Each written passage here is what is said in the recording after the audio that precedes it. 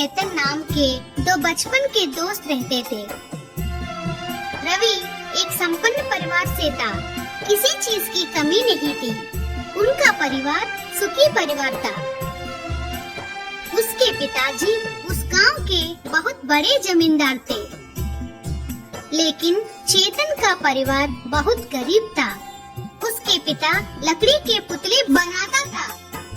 उन पुतलों को बाजार में ले जाकर बेचता था। उसी कमाई पर उनका घर चलता था। उसके पिता राजीव को अपने बेटे के ऊपर बहुत आशा थी। चेतन को एक छोटी सी बहन भी थी। हमारा बेटा अगर अच्छे से पढ़ लिख कर होनहार बनता है तो हमारी पूरी परेशानियां दूर हो जाएंगी। क्या कहती हो कमला? ठीक कहते हो जी। अगर हमारा बेटा सचमुच पढ़ लिख कर होनहार बन गया तो हमारे सभी दुख दर्द दूर हो जाएंगे। ऐसा सोचकर दोनों अपने बच्चे के ऊपर आशा रखकर अपनी जिंदगी बिताने लगे। चेतन पढ़ाई लिखाई के साथ साथ घर के कामों में भी अपने माँ पिता के हाथ बटाता था। रोज अपने पिता के बनाए पुतलों को एक टोकरी में रखकर अपने सिर पर रखकर घर घर जाकर बेचता था। पुतले लो, लकड़ी के पुतले लो, सुंदर सुंदर पुतले लो, अच्छे अच्छे पुतले लो।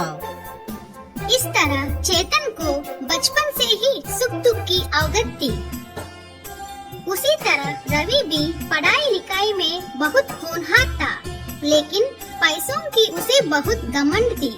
चेतन के गरीब होने के कारण रवि को उससे दोस्ती करना पसंद नहीं था। उसकी स्टाई हमारी स्टाई से बहुत कम है। वो हमारी किसी भी तरह से बराबरी नहीं कर सकता। उसकी और मेरी दोस्ती का कुछ मतलब ही नहीं।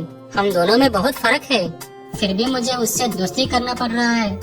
रवि इस तरह से अपने दोस्तों के सामने उसके बारे में बोलता था।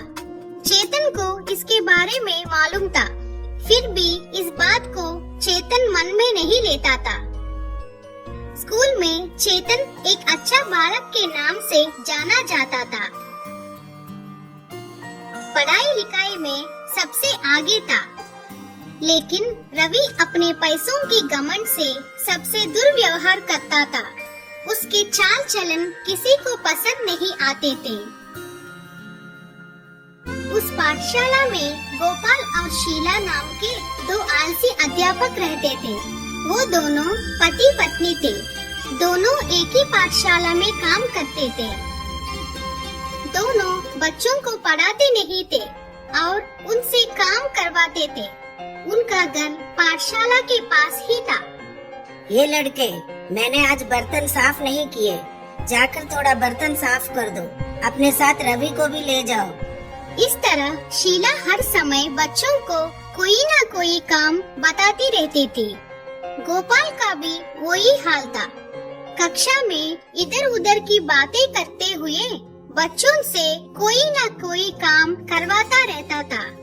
इन दोनों के व्यवहार को देखकर चेतन ने उन दोनों को सबक सिखाने की मन में ठान ली। उस दिन शीला टीचर कक्षा में आते ही सोने लगी। तब चेतन ने टीचर से ऐसा कहा, टीचर, हमारे इम्तिहान नजदीक आ रहे हैं, फिर भी हमारे हिंदी के पाठ अभी पूरे नहीं हुए हैं। चेतन के ऐसे कहने से शीला टीचर गुस्से से आग बबूला हो गई। तुम्हें बताने की जरूरत नहीं है कि मैं कब क्या पढ़ाऊं। चुपचाप बैठो। उस दिन से शीला टीचर को रवि नहीं पढ़ता था। उसे एक विद्यार्थी के अच्छे बोल भी सहन नहीं हुई। सभी विद्यार्थियों को गोपाल और शीला टीचर दोनों पसंद थे, क्योंकि वे प्यार से बात करते थे और बच्चों को पूरी आजादी देते थे। पढ़ाई करने को भी नहीं बोलते थे। केवल चेतन ही समझता था कि उनके चलते बच्चों की पढ़ाई खराब हो रही है। टीचर के इस बर्ताव से तंग आकर चेतन ने रवि से कहा, दोस्त, ऐसे अध्यापक की वजह से हमारी पढ़ाई बर्बाद हो रही है। इम्तिहान के नजदीक आने पर भी वे हमें पढ़ा नहीं रहे हैं। अगर हम कुछ भी नहीं कहें तो वो हमसे काम करवाते रहेंगे। तुम ठीक कह रहे हो, लेकिन मुझे ये बहुत बड़ी समस्या नहीं लग रहा है। वे दोनों बहुत अच्छे हैं। किसी भी दिन उन्होंने हमें दंड नहीं दिया। उस गणित मास्टर गिरी को देखो, हर समय बच्चों को डांटता रहता है, हर समय होमवर्क करने के लिए सताता रहता है। लेकिन ये दोनों टीचर बहुत अच्छे हैं। रवि की बातों से चेतन आश्चर्यचकित हो गया। पागल, तुम्हें दूध और पानी का भेद नजर नहीं आ रहा? गिरी मास्टर की उस बर्ताव के कारण ही गणित में हमें उतने अच्छे अंक मिल रहे हैं। उसी तरह गोपाल और शीला टीचर के बताए हुए हिंदी और सामाजिक शास्त्र में हम पीछे रह गए हैं। इन दोनों अध्यापकों से गिरी मास्टर ही बहुत अच्छे हैं। वही है जो हमारी अच्छाई चाहते हैं। ये दोनों अध्यापक अच्छी बातें बनाकर हमें बर्बाद कर रहे हैं। चेतन की इन बातों का रवि पर कोई असर नहीं हुआ। उस तरह उस कक्षा के विद्यार्थी हिंदी और सामाजिक शास्त्रों में पीछे रह गए। हर समय बातचीत में और कामों में अपना समय बर्बाद करते थे। चेतन सब समझता था, लेकिन कुछ कह नहीं पाता था, क्योंकि कोई भी उसका साथ नहीं दे रहा था। उसके दोस्तों के उसका साथ ना देने से उसको बहुत दुख हुआ। एक अच्छे इंसान को बनाने वाले एक अध्यापक ही उसके भविष्य के साथ खिलवाड़ करने से उनका क्या हाल होगा। इस उम्र में किसी भी बालक को पढ़ाई में मन नहीं लगता।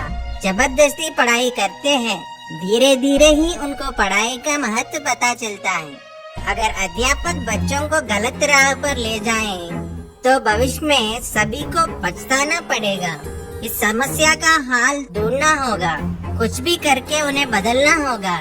मुझे क्या करना होगा, मैं क्या करूं? चेतन ऐसा सोचने लगा।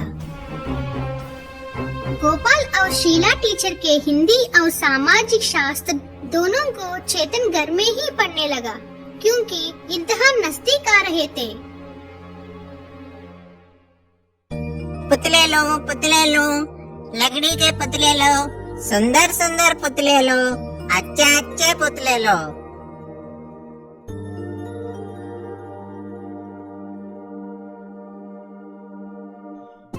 उस दिन पुतलों को बेचते हुए चेतन गोपाल और शीला टीचर के घर गया।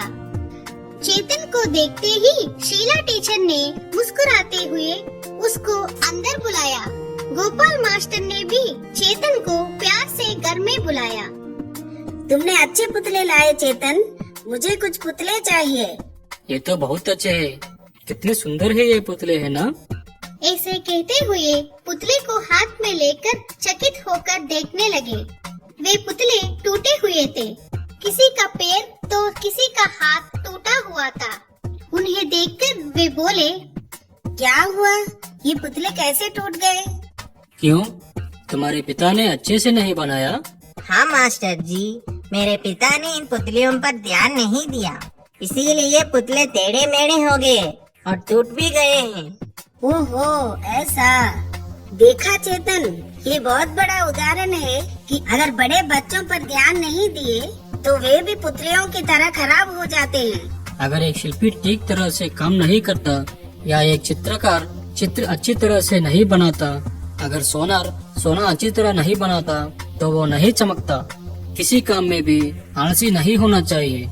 पुतलियों को देखने से उसके पिताजी की आलसी पर नजर आता है, इसलिए पुतले ऐसे बनाए। चेतन उनकी बातों को सुनकर ऐसे कहने लगा। आपको सब कुछ मालूम है, फिर भी आप हमारे साथ ऐसा बर्ताव कर रहे हैं मास्टर। आप भी अगर अच्छे शिल्प की तरह हमें बनाते हो तो हम भी अच्छे शिल्प बनते ना मास्टर, नहीं तो हम इन पुतलियों की तरह ही रह जाएंगे मास्टर। चेतन के ऐसे कहने से उन दोनों के मन में हलचल हुई। उन्हें अपनी गलती का एहसास हुआ। शर्म से उनका सिर नीचे झुक गया। तुम्हारे द्वारा हमें अपने गलती का एहसास हुआ चेतन, हमें क्षमा कर दो, आगे से ऐसी गलती नहीं होगी। हमें अपनी गलती का एहसास हो गया चेतन। विद्यार्थियों का भविष्य के साथ खिलवाड़ किया, उसका हमें एहसास भी नहीं हुआ। हमें क्षमा कर दो, आगे से ऐसी गलती नहीं होगी। हम अपनी जिम्मेदारी बखूबी निभाएंगे, हम जरूर न्याय करेंगे। उन उनके वैसे कहने से चेतन को बहुत खुशी हुई। खुशी खुशी घर गया।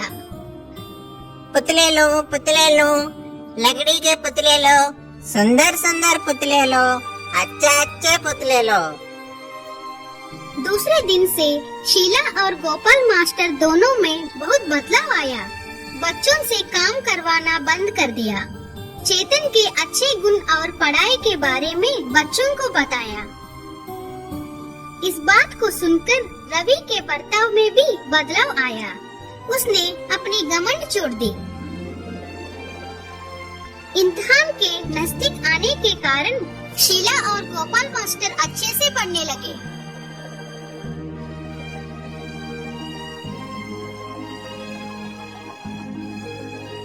सभी बच्चे अच्छे से पढ़ने लगे। उस साल सभी बच्चे 100% उत्तीर्ण हुए। चेतन उसकी कक्षा में प्रथम आया। तब गोपाल मास्टर ने चेतन की बहुत बड़ाई की और ऐसा कहा, बच्चों को पढ़ाई के साथ साथ अच्छे संस्कार होने से वे हर दिशा में सफल होंगे। अगर हर विद्यार्थी चेतन को आदर्श माने तो जिंदगी में आगे बढ़ेंगे।